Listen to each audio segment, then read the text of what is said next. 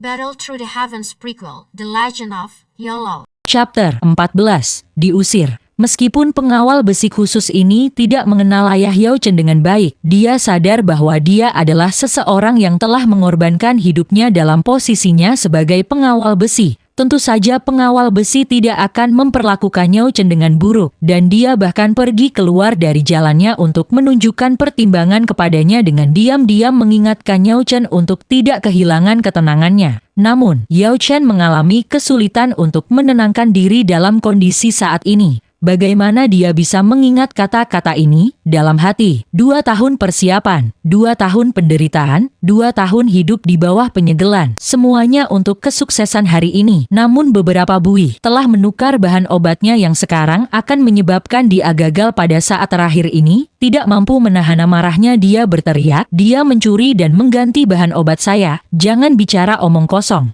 Seluruh rangkaian acara ini diam-diam dipantau oleh saya dan saya dapat menjamin tidak ada hal seperti itu. Ngawal besi mengerutkan kening dan suaranya jauh lebih keras sekarang. Dia sudah memberikan pengingat sehingga bisa dianggap dia telah memberikan cukup banyak wajah pada saat ini. Tetapi sekarang kata-kata Yao Chen benar-benar tidak rasional, membuatnya sulit baginya untuk berperilaku dengan ketulusan ekstra. Seluruh acara kompetisi kedokteran semua ditonton oleh banyak orang. Mencoba mencuri dan mengganti bahan obat, apalagi Yao Feng. Bahkan seorang Dous Heng akan merasa mustahil di bawah tatapan semua orang. 2. Tepat pada saat ini, kuali obat Yao Chen tiba-tiba mulai bergemuruh dan asap hitam pekat mulai mengepul, membawa serta aroma bakaran yang kental. Tanpa sifat obat rumput bintang nirwana, berbagai bahan obat telah kehilangan keseimbangan dan runtuh. Yao Chen berbalik untuk melihat dan pikiran pusing menghampirinya. Sekali lagi kembali ke pengawal besi di jalannya. Dia hanya tidak tahu harus berbuat apa. Tidak, jika bukan karena dia mengganti rumput bintang nirwana saya dan menggantinya dengan rumput debu bintang. Semua harapannya pada saat-saat terakhir sebelum kesuksesannya berakhir dihancurkan. Butuh semua yang dia miliki hanya untuk mempertahankan alasannya. Dengan teriakan mengamuk ia mencoba untuk melewati pengawal besi dan bergegas ke Yao Feng. Baru sekarang dia menyadari bahwa alasan palsu Yao Feng meminjamkannya tujuan sebenarnya dari kuali pelestari api adalah mengganti bahan obatnya.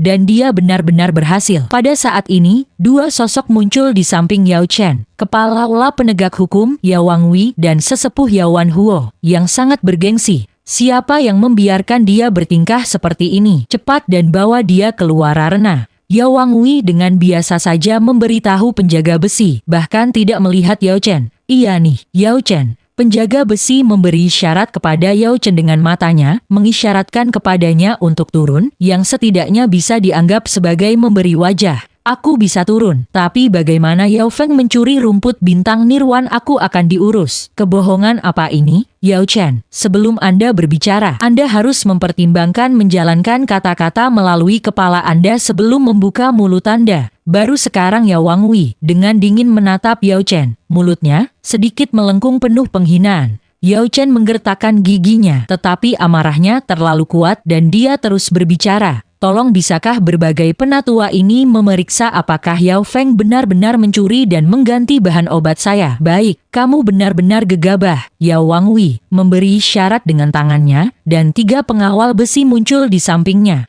Kain ketiga pengawal besi ini jelas berbeda dari pengawal besi pertama. Di atas jubah biasa adalah simbol khusus yang telah ditarik dengan teknik rahasia. Ini adalah pengawal besi bagian dalam yang merupakan bagian dari aula penegak hukum, dan lebih jauh kekuatan mereka setidaknya telah mencapai Do Uang. Kalian bertiga, apakah ada kecurangan atau penipuan? Ketua, pasti tidak ada kecurangan. Kata-kata anak ini benar-benar omong kosong. 3 ekspresi pengawal besi level Do Uang itu seperti ular dan dingin. Adalah tanggung jawab mereka untuk secara diam-diam menjaga dan mencegah penipuan terjadi di arena ini. Jika tuduhan Yao Chen atas Yao Feng menggantikan ramuan obatnya ternyata benar, maka ketiganya akan kehilangan sedikit pahala tahun ini, dan teknik dan sumber daya mereka akan jatuh di belakang rekan-rekan mereka. Karena itu kegigihan Yao Chen dalam masalah ini menyebabkan mereka bertiga merasa sedikit kebencian terhadapnya. Jadi tentu saja mereka tidak akan memberinya pujian. Tidak mungkin. Ekspresi Yao Chen berubah dari pucat menjadi putih. Dia tahu bahwa kompetisi kedokteran yang penting memiliki orang-orang diam-diam berpatroli, sehingga tidak ada yang bisa melakukan penipuan. Tetapi jika bukan Yao Feng yang mencuri ramuan obatnya, lalu bagaimana mungkin rumput bintang nirwananya menjadi rumput debu bintang? Apa Zanda ingin menghina kami dengan mengatakan kami tidak bisa melakukan pekerjaan kami sendiri? Tatapan tiga pengawal besi Do Uang menjadi lebih sedingines. Aku mencoba mencari alasan untuk kegagalanmu sendiri tidak salah. Itu hanya sifat manusia. Tapi Anda benar-benar memfitnah klan Anda sendiri. Sebagai kepala olah penegak hukum, ini adalah sesuatu yang saya benar-benar tidak akan membiarkan terjadi. Setelah Yao Wangui mengucapkan kata-kata dinginnya, dia berbalik ke arah panggung tinggi sesepuh yang jauh dan menangkupkan tangannya, sebelum sekali lagi dengan dingin menegur Yao Chen. Di bawah otoritas saya sebagai kepala penegak hukum, saya mengusir Anda dari klan. Dalam 30 tahun Anda tidak diizinkan menginjakan kaki di wilayah klan. Anda dapat memilih untuk menebus kejahatan Anda dengan beberapa tindakan berjasa, atau Anda hanya dapat memilih untuk merosot mulai sekarang. Tetapi Anda benar-benar tidak diizinkan untuk menganggap diri Anda sebagai salah satu klanyau selama 30 tahun ke depan. Jika hal seperti itu diketahui, maka tidak akan ada lagi tempat untuk Anda di dunia ini. Seseorang datang dan menjatuhkannya. Dua pengawal besi tiba-tiba muncul di atas panggung, menjepit Yao Chen di antara mereka. Mereka secara paksa membawanya turun ke panggung. Sangat jelas bahwa mereka mempermalukannya di depan semua orang. Di atas panggung, mulut penatu Wayolan menganga dan berbalik ke arah penatu Wayawan Huo. Dia berbisik, "Penatua pertama, bakat anak ini cukup baik, dan meskipun dia agak kasar dan sulit diatur, itu tidak cukup untuk menendang dia keluar dari klannya." Yawan Huo merajut dahinya, tetapi pada akhirnya tidak mengatakan apa-apa. Klan memiliki keseimbangannya sendiri dan sejak Yao Wangui menjadi kepala olah penegak hukum, ia tidak memiliki banyak kesempatan untuk memberinya wajah. Jika pada saat ini ia memutuskan untuk membuka mulutnya, memang benar bahwa ia dapat melindungi Yao Chen. Tetapi ini pasti akan menyebabkan konflik antara sisi tetua pertama dan sisi olah penegak hukum. Konflik semacam ini memiliki efek yang cukup besar pada kemakmuran klannya. Apakah itu layak untuk hanya seorang murid keluarga cabang dengan sedikit bakat? Yaolan sekali lagi berbicara. "Penatua, anak ini memang harus dihukum. Tetapi mengapa tidak membiarkannya menebus kejahatannya dengan memaksanya melakukan meditasi pengasingan dan menyempurnakan pilapi ungu selama 10 tahun? Kita tidak bisa hanya karena sedikit kekerasan mengusir seseorang dari klan. Ini akan menyebabkan orang merasa kita terlalu dingin." Yawan Huo melirik Yaolan. Meskipun Yaolan hanyalah tingkat terendah dari penatua sebagai penatua klan sekolah, di dalam klannya adalah yang terbaik dalam mengajarkan alkimia kepada anak-anak. Karena dia benar-benar memutuskan untuk berbicara berturut-turut, wajah ini adalah sesuatu yang masih bisa dia berikan. Wang Wui, bukankah mengeluarkannya dari klan terlalu berat dari hukuman? Bagaimana kalau beralih ke isolasi dan pemurnian? Yawan Huo berkata dengan samar, mengulurkan tangannya. Agar penatua Yawan Huo membuka mulutnya, dia pasti sudah mempertimbangkan masalah ini dengan saksama. Tetapi karena hukuman saya terlalu berat, saya khawatir saya tidak melakukannya tanpa alasan. Hanya saja Yao Chen terkenal karena kejahatannya, dan tidak mengusirnya dari klan akan merusak suasana umum klan. Terkenal karena kejahatannya. Yawan Huo menoleh untuk melihat Yaolan. Yaolan tampak kosong, juga tidak tahu kejahatan apa yang dibicarakannya Wang Wui. Dalam pengetahuannya, selama 2 tahun terakhir Yao Chen selalu berhati-hati dan rendah hati, dia tidak pernah menyebabkan insiden apapun. "Kalian, ayo." Yao Wangui melambaikan tangannya dan beberapa anak muda berjalan dari samping. "Kalian, laporkan kata-kata yang kamu katakan padaku kemarin kepada para tetua." Ia melapor kepada para tetua. "Beberapa waktu lalu, kami secara pribadi melihat Yao Chen mencuri rumput api harimau tingkat atas." Rumput api harimau? Yawan Huo membenamkan dirinya dalam ingatannya. Perbendaharaan klan sangat kosong dikarenakan semua persediaan baru semuanya langsung diambil oleh sesepuh Yaoxiao. Rupanya dia mencoba untuk memperbaiki pil obat tingkat 8. Dan rumput api harimau adalah bahan obat terbaik untuk menggabungkan sifat obat mereka. untuk Yao Chen untuk dapat mengeluarkan rumput api harimau saat ini sebagai keluarga cabang yang buruk memang mencurigakan. Ya, kami secara pribadi melihat Yao Chen mencuri rumput api harimau dari sesepuh Xiao. Rumput api harimau kelas atas ini jelas diberikan padanya oleh kakakku. Penatua, kakak laki-laki saya bertemu dengan sejumlah besar rumput api harimau sebulan yang lalu di luar klan. Ini juga dicatat dalam catatan penyimpanan klan. Luo Su yang gemuk langsung melompat. Baru saja dia hampir diam saja karena ketakutan. Tapi sekarang dia sudah pulih dan dengan keras membela Yao Chen. Ini juga saya selidiki. Menurut catatan yang ditinggalkan oleh Luo San, dia menyerahkan semua rumput api harimau dan tidak menyimpannya untuk dirinya sendiri. Yao Wangwi menjawab dengan tidak peduli. Rupanya dia sudah lama membuat persiapan. Tidak mungkin. Luo Su berdiri kosong, berulang kali berteriak. Kamu memutuskan untuk berbicara tanpa mengetahui keseluruhan cerita. Karena itu, untuk temanmu, aku tidak akan mengemukakan bagaimana kamu membawa semua keriuhan ini kepada seniormu. Tapi kali berikutnya kamu membuka mulut, kamu lebih baik ingat untuk meminta izin dari atasanmu, kata Yao Wangwi dengan dingin. Wajah Luo Su memutih dan sementara dia ingin membantahnya, dia tidak tahu harus berkata apa. Tubuh Yao Wangwi memancarkan aura yang membuatnya merasa sangat ketakutan. Dan ayah dan saudara lelakinya baru saja menerima misi dari klan kemarin, sehingga mereka berdua meninggalkan klan,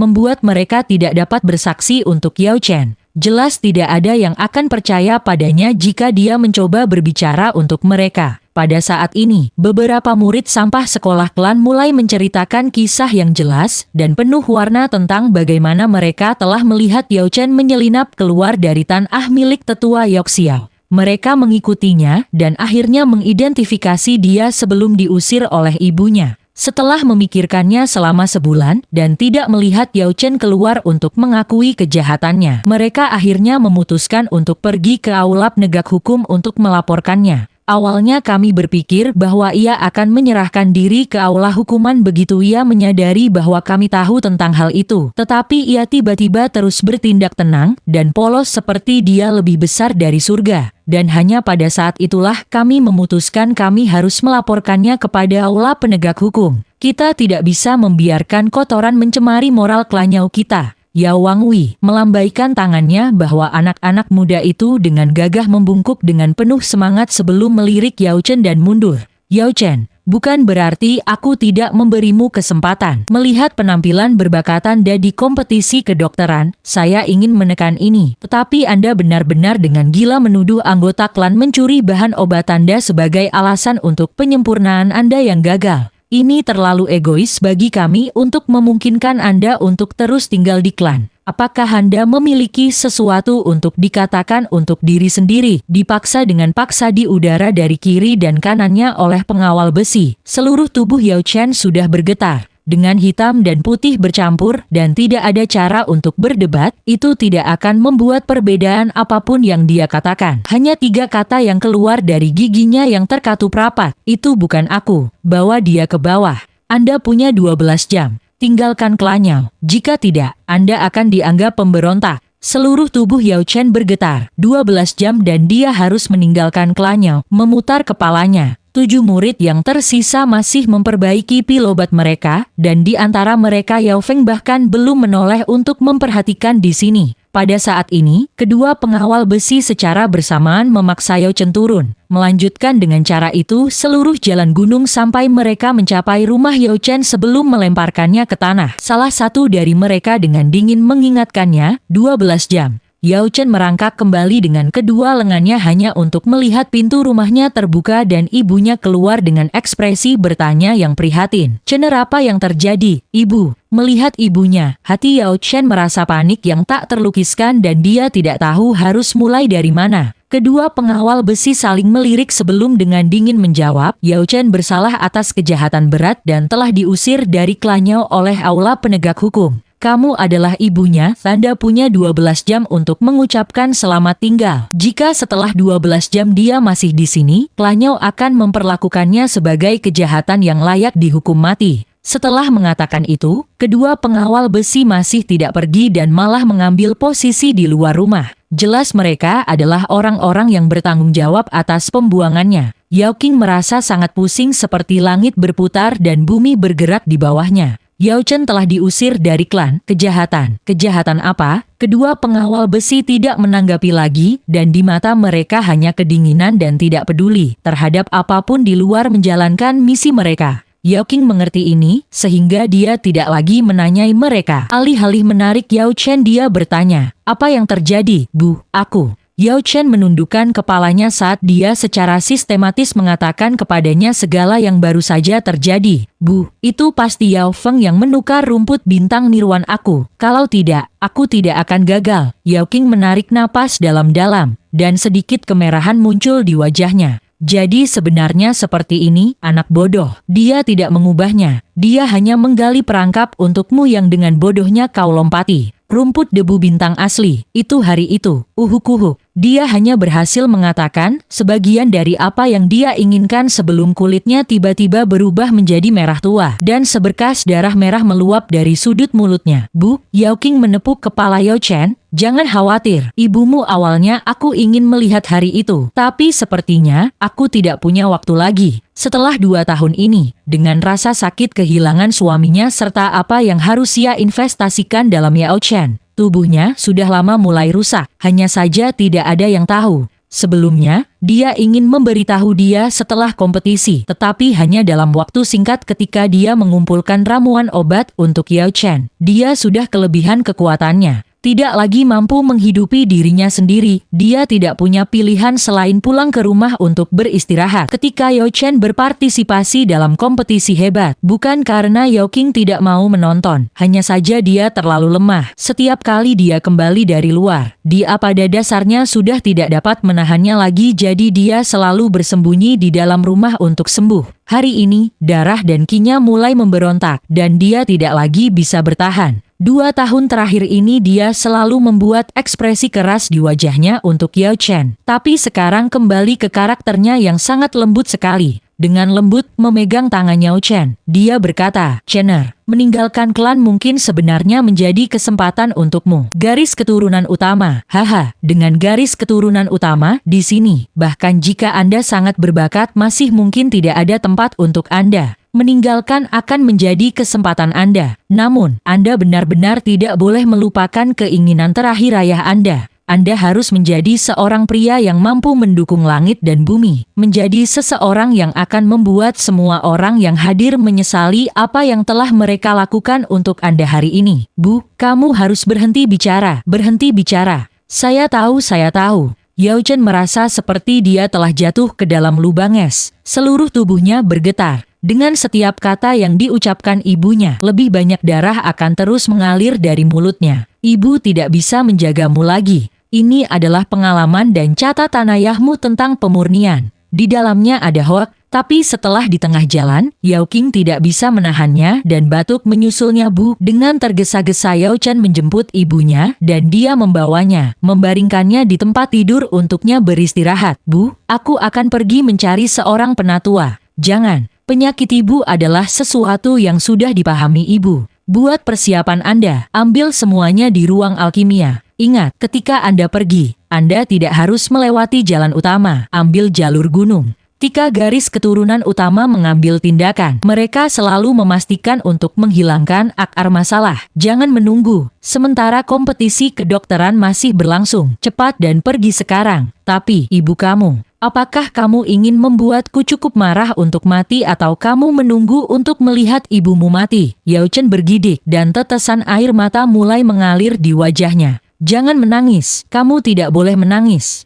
Jika Anda ingin menjadi seorang pria yang mampu mengangkat langit dan memenuhi keinginan sekarata ayahanda, Anda tidak bisa menangis di depan ibumu." Yao Qing menutup matanya. Suaranya menjadi lebih lemah, dan sementara kata-katanya keras, tetapi hatinya menangis di dalam. "Segera siapkan barang-barangmu, dan dalam 1 jam kamu harus pergi menuju jalan gunung." "Ya, Bu." Yao Chen dengan tenang-tenang dan menenangkan diri, dengan cepat bergegas menuju ruang pelatihan. Ia mengumpulkan beberapa makanan dan pil butir tentara ke dalam cincin penyimpanannya, dan kemudian dari bagian lain ruangan itu ia mengumpulkan beberapa botol pil hitam pekat yang dengan hati-hati ia atur sebelum kembali ke kamar ibunya. Suara tetesan air rapuh keluar. Bu, aku pergi. Ibu, kau harus menjaga dirimu sendiri ibu. Kata-kata seorang pria harus ditindaklanjuti. Jika Anda mengatakan Anda akan pergi maka pergilah sekarang. Ibu tidak akan memiliki masalah. Ibu akan cepatlah pergi. Yao Qing membalikannya. Pada saat seperti ini, dia tidak lagi berani menatap Yao Chen. Takut dia tidak lagi bisa mengendalikan diri. Yao Chen tidak bodoh.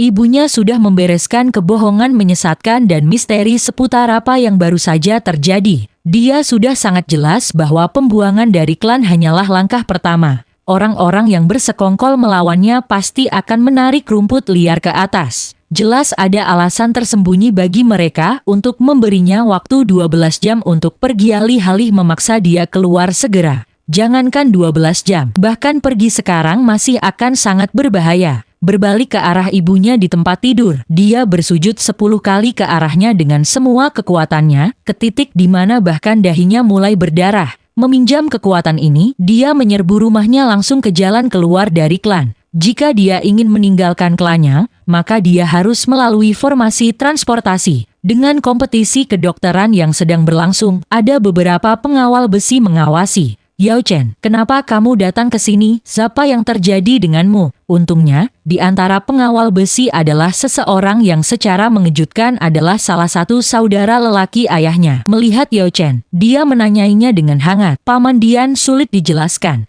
Jika Anda dapat membantu saya menghentikan 2 pengawal besi di belakang saya mengikuti saya di luar klan. Dalam hidup saya pasti akan membayar Anda kembali dengan cara apapun yang saya bisa. Dipanggil Paman Dian oleh Yao Chen, memberi penjaga besi ini perasaan khusus. Yao Chen dengan cepat berlari ke formasi transportasi. Paman Dian tahu bahwa ini pasti melibatkan semacam perselingkuhan besar. Tetapi melihat dahi Yao Chen yang berlumuran darah, ia menggertakkan giginya dan berteriak. Mulai formasi transportasi, berbagai pengawal besi semua saling bertukar pandang. Tetapi mereka dengan cepat memulai formasi. Dalam sekejap mata, sosok Yao Chen memudar sampai tidak ada yang tersisa. Ketika dia muncul kembali dia berada di formasi transportasi yang berbeda. Bau yang tidak dikenal menyerang hidungnya. Yao Chen memutuskan untuk bergegas menuju jalan utama. Hanya setelah beberapa menit berlalu, kedua pengawal besi diangkut dengan ekspresi marah. Meraih seorang murid yang bertanggung jawab atas formasi transportasi ini, dia dengan bersemangat bertanya, baru saja seorang anak datang ke sini. Ke arah mana dia pergi?